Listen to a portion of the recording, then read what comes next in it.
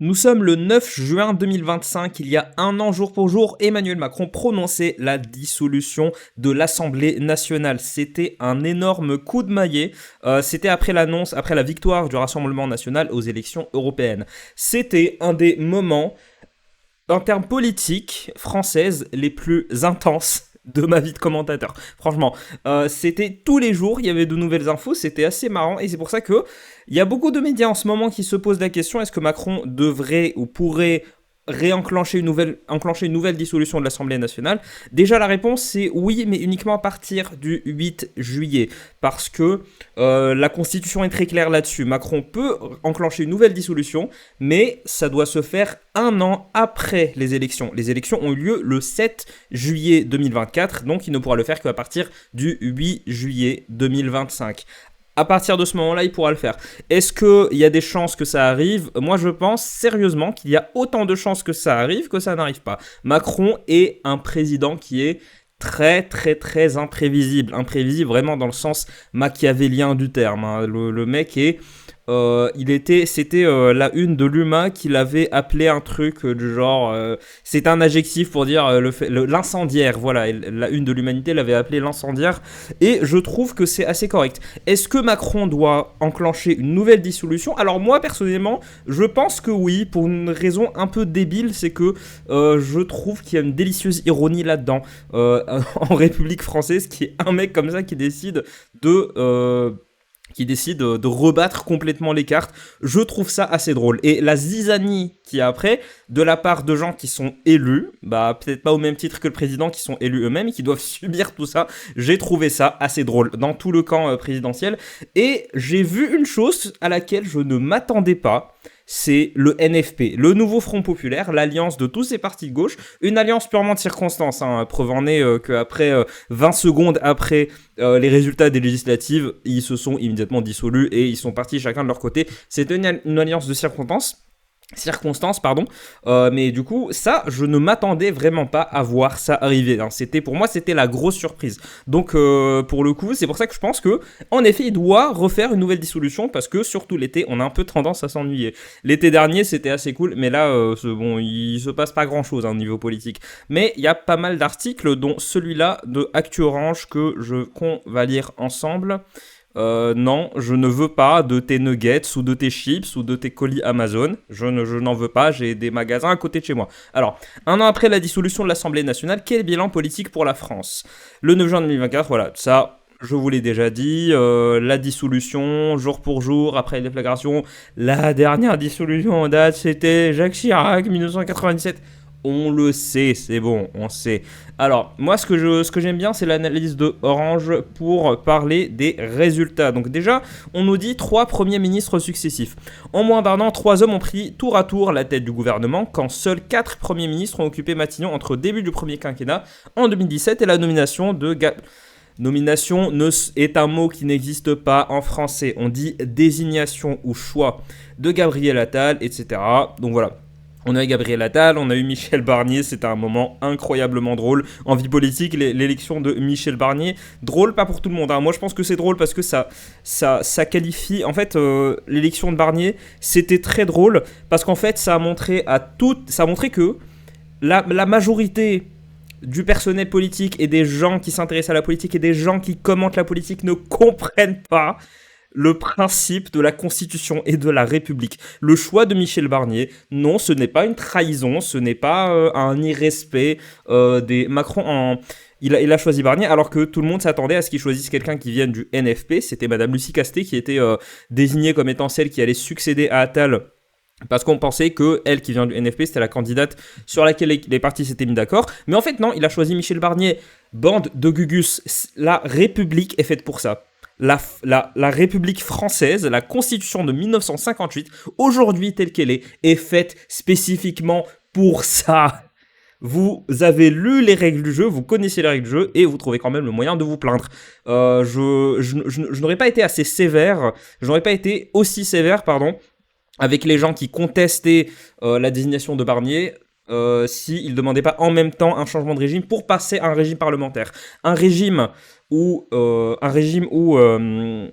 comment dire, un régime où le Parlement choisit directement, parce que c'est pas une question d'élection, un régime où il y a le Parlement et où le Premier ministre doit obligatoirement être choisi par le Parlement, ah bah c'est pas la République française, ça n'a rien à voir. Le Royaume-Uni peut-être, la Suède peut-être, la Belgique peut-être, l'Allemagne peut-être dans une certaine mesure, mais ce n'est pas la France.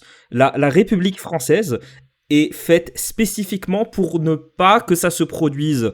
La République française est basée sur la Constitution de 1958 qui est faite spécifiquement pour que le président puisse faire ce qu'il veut quand il se retrouve face à une majorité de gens qui le détestent. Parce que c'est ce qui s'est passé. La majorité des députés ne sont pas macronistes. Voilà. Donc, Michel Barnier, Premier ministre le plus éphémère de la 5ème République, il ne sera resté que 90 jours. Je connais dans d'autres pays des premiers ministres qui sont restés beaucoup moins longtemps que ça. Ce n'était pas moins drôle pour autant. François Bayrou a été fragilisé par l'affaire Betaram. À la délicate mission de se maintenir, cette motion de censure a été déposée contre son gouvernement en 6 mois, un nombre jamais égalé en un temps aussi court. Ça, pour le coup, j'avais zappé toutes les motions de censure qui ont été déposées face à lui. Mais ça ne m'étonne pas. Après, il y a un article qui en parle après, mais Bayrou est le politicien le moins controversé de la 5ème République, hein, pour le coup. Ça explique beaucoup de choses de ce qui est arrivé à l'Assemblée nationale depuis la dissolution. Une Assemblée nationale fragmentée. Alors là, ça va être très intéressant ce qu'on va dire. L'Assemblée nationale est, elle, plus que jamais fracturée, divisée en 3 blocs principaux, gauche, centre et droite, extrême droite. Elle compte 11 groupes parlementaires, un nombre battant tous les records, précise BFM TV. Le RN majoritaire compte 123 membres contre 94 pour le groupe présidentiel Ensemble pour la République, et 71 pour la France Insoumise, Nouveau Front Populaire, dont la coalition élue sous la bannière NFP, avant scission du bloc, avait pourtant fait élire 193 députés. 193 députés. Vous auriez pu faire tellement de choses, mais non, vous avez décidé de faire scission. En fait, c'est ça que je trouve assez bateau avec le NFP, c'est que c'était un coup de tonnerre, c'était un exploit, et au niveau électoral, les gens qui soutiennent le NFP, je n'en fais pas partie, mais les gens de gauche, à l'époque, mais c'était l'extase totale. Alors vraiment, les gens se disaient, on ne pensait pas voir ça de notre vie, et c'est arrivé. Je ne fais pas partie de ceux qui soutiennent le NFP, hein, absolument pas. Mais pour le coup, il faut le reconnaître ça. Quand on nous parle de... Alors, cette ultra-fragmentation des groupes politiques laisse la possibilité à des alliances ponctuelles puissantes de se constituer. 289 voix sont nécessaires pour adopter une motion de censure et faire chuter le gouvernement, comme cela a été le cas pour Michel Barnier, renversé par la gauche réunifiée, le RN et ses alliés. Pour le coup, est-ce que ça risque d'arriver pour Bayrou ? Franchement, je ne sais pas. On nous dit qu'il y a peu de lois qui sont votées au Parlement. Pour le coup, oui, alors j'ai les chiffres, hein. Les projets de loi... avant, il y en avait des dizaines qui passaient. On parle même de 58 dans la période entre 21 et 2022. Aujourd'hui, c'est plutôt aux alentours de 15-16 projets de loi ou propositions de loi qui passent, qui arrivent à terme. Eh bien, ça, c'est la difficulté. Et pour le coup, il faut accepter les règles du jeu. Dans la même veine que ce que je vous disais il y a quelques minutes, là, sur la 5ème République, il faut accepter le fait que le président est beaucoup trop impopulaire pour avoir une majorité. Et c'est ça qui est génial, c'est ça qui est incroyable avec les résultats de cette dissolution. C'est que Macron avait tout pour avoir une majorité au niveau organique, au niveau des outils, au niveau de la configuration du système politique et des élections, de la configuration électorale. Il avait tout pour avoir une majorité et il ne l'a pas. Donc imaginez si, par exemple, s'il y avait la proportionnelle à la place du scrutin majoritaire. Non mais ça aurait été encore pire. Petit fun fact, pour votre culture générale, la raison pour laquelle la France a jusqu'à aujourd'hui un scrutin majoritaire et pas proportionnel, c'était spécifiquement pour empêcher le Front National d'arriver au pouvoir. C'est pas moi qui le dis, c'est Libération. En fait, c'est bon, tous ceux qui ont étudié cette période-là, on le sait, c'était sous Mitterrand, on le sait. On sait qu'il y a un scrutin majoritaire pour éviter au Rassemblement National d'accéder au pouvoir. Voilà, vous faites ce que vous voulez de cette information, moi je trouve que c'est assez intéressant parce que ça révèle beaucoup de choses au niveau du climat politique de l'époque. On va poursuivre. On va peut-être pas poursuivre la lecture de cet article-là. Mais voilà, c'était pour vous dire que Macron avait tout pour avoir une majorité, il ne l'a pas. Et il faut l'accepter. Les députés français doivent réapprendre à faire de la politique, à faire des coalitions. Le NFP, pourquoi est-ce que le NFP, les députés ne sont pas fichus de se remettre ensemble, de refaire un groupe parlementaire parce qu'ils sont trop divisés. Le NFP, c'est vraiment une alliance contre nature. Hein. Je suis désolé, on avait les trotskistes du NPA avec les sociodémocrates du PS, voire même du Parti radical de gauche. C'était une alliance complètement contre nature. C'est pour ça que je dis, franchement, je m'attendais pas à voir une telle unification. Les gens, alors le RN c'est pas vraiment une coalition, pour le coup c'est un parti, hein. Le RN c'est le seul, il me semble, la France Insoumise je pense pas que ce soit la même chose, mais le RN il me semble que c'est le seul parti qui n'est pas réellement une coalition, hein. Il y a des gens qui sont alliés, je crois que c'était le parti qui s'appelait les Amis d'Éric Ciotti, le parti d'Éric Ciotti en général. Je ne sais pas s'ils font partie du même groupe parlementaire, je sais pas, mais le RN en termes de parti, oui, pour le coup, c'est le plus gros. Et il n'a pas à faire de coalition. C'est complètement contre l'esprit, contre la métaphysique, on va dire, du RN de faire une coalition. Mais s'il le faisait, déjà avec qui? Parce que tout le monde les déteste. À part quelques républicains qui ont déjà été boutés hors du parti Les Républicains. Donc voilà, et ce genre de choses, et la radicalisation aussi de certains députés de gauche, bah tout ce qui s'est passé avant, le fait que le camp politique se soit radicalisé d'un côté comme de l'autre, bah ça, j'aimerais pas dire que ça empêche de faire coalition, mais dans l'état actuel de la culture politique française, oui, ça empêche de faire coalition, parce que les gens ne sont pas fichus, excusez-moi, j'ai pas envie d'être vulgaire, les députés n'arrivent pas à comprendre qu'ils doivent réapprendre à s'allier, à faire des compromis, à risquer de s'allier avec des gens, enfin, je sais qu'il y a des socialistes, là actuellement dans le groupe socialiste et apparenté ou divers gauche, le DVG là, qui ne vont jamais s'allier avec la France Insoumise parce qu'ils ont toujours cette image de la France Insoumise comme étant les communistes, léninistes qui veulent rétablir le goulag, voilà, ce genre de truc. Ils ont toujours l'image, et il y en a qui ont toujours, à droite, qui ont toujours l'image du RN comme étant un parti fasciste. Vraiment, enfin, si vous pensez réellement que le RN est un parti fasciste, c'est pareil que les gens qui pensent que la France Insoumise est un parti URSS qui va rétablir les goulags. Voilà. En fait, c'est ça que je critique dans la vie politique et dans le débat français. Cette psychose. Et je pensais qu'après la dissolution, je pensais même naïvement, après les élections de 2022, qu'il y aurait cette tendance, qu'on aurait une nouvelle tendance à les députés s'adapteraient et apprendraient à former des coalitions entre eux. Au final, c'était l'inverse total qui est arrivé. Et je pensais naïvement que la dissolution allait provoquer également cette espèce d'élan où les Français sortiraient complètement de cette idée qu'à chaque fois un parlement, il y aura un groupe qui aura la majorité absolue et qui gouvernera avec le président, tandis que les autres députés sont juste là pour gueuler. Bon, j'ai été naïf pour le coup. J'ai été plein d'espérance parce que c'est exactement ce qui n'est pas arrivé. Article suivant, le Rassemblement national en tête des intentions de vote en cas de nouvelle dissolution. Et on n'est même pas encore passé à la proportionnelle et il y a des débats qui proposent de passer à la proportionnelle. Le NFP arriverait en seconde position. Donc c'est un sondage qui a été réalisé pour BFM TV et La Tribune qui classe le RN à 32,5% et 33% des voix. Le nouveau Front Populaire, qui est arrivé en tête avec 180 sièges, recueillerait cette fois-ci 21% des votes. Est-ce que ça a un rapport avec le fait à perdre 10 points comme ça, est-ce que ça a un rapport avec le fait qu'ils se sont immédiatement séparés les uns des autres pour revenir à des groupes qui étaient très similaires aux groupes parlementaires d'avant? Je ne sais pas. Je ne sais pas si les gens ont ce genre de considération au moment de répondre à de tels sondages, je ne sais pas, mais disons qu'il y a des sondages qui plaçaient le RN plus haut que ça et le NFP plus bas que ça, ils ont tous eu tort. Les sondages se sont très largement trompés. Au bout d'un moment, les sondages en 2022 se sont trompés, les sondages en 2024 se sont trompés, en 2017 je me rappelle plus, mais à chaque fois ils se trompent systématiquement. La plus grosse bourde des sondages pour moi, ça a été à quel point ils ont surestimé Reconquête. Pour le coup, Reconquête a été très très très surestimé. Au final, Zemmour n'a fait que très peu de votes comparé à ce qui était prévu. Alors, une majorité pense que le RN est le grand gagnant de cet épisode. Un an après, les Français considèrent que le RN est le grand gagnant de cette dissolution. 42% estiment que c'est un parti qui sort le plus renforcé c'est le parti qui sort le plus renforcé. 10% des votants jugent que c'est le NFP qui en sort le plus renforcé contre 5% pour les Républicains ou le camp présidentiel. L'avantage avec cette dissolution, c'est que les Républicains ont pu se positionner par rapport à certaines positions qui étaient dans leur parti. Là, il y a eu... c'était pas une scission, hein. Pour moi, c'était... Disons que c'était trop minoritaire pour... Il n'y avait pas assez d'effectifs pour qu'on puisse qualifier ça de scission, mais en tout cas, il y a eu une séparation définitive entre les LR sur les positions des LR classiques et les LR qui étaient un peu plus nationalistes, qui se sont rangés du côté du Rassemblement national.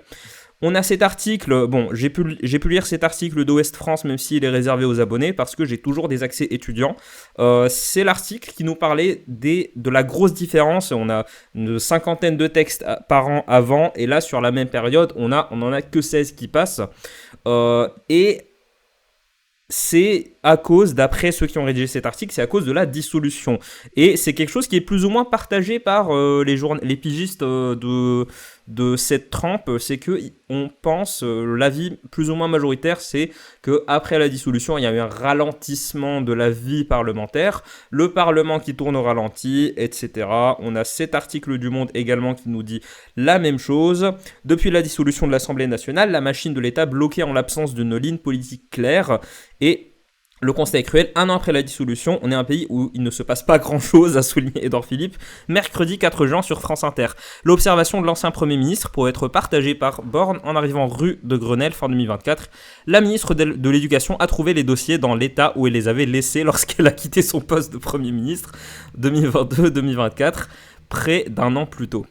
Comme si l'année 2024 était un trou noir dans l'action publique. On a l'impression que le Premier ministre et les autres ont lâché prise, qu'il les attend en 2027 ou une censure. Deux choses, je suis pas d'accord. Je suis pas d'accord avec le fait que c'était spécifiquement après la dissolution. Alors déjà, regardez qui est le Premier ministre. C'est Monsieur Bayrou qui est, comme je vous l'ai dit, l'homme politique le moins majeur, le moins controversé. C'est celui qui va le moins chercher la controverse au niveau de ses déclarations.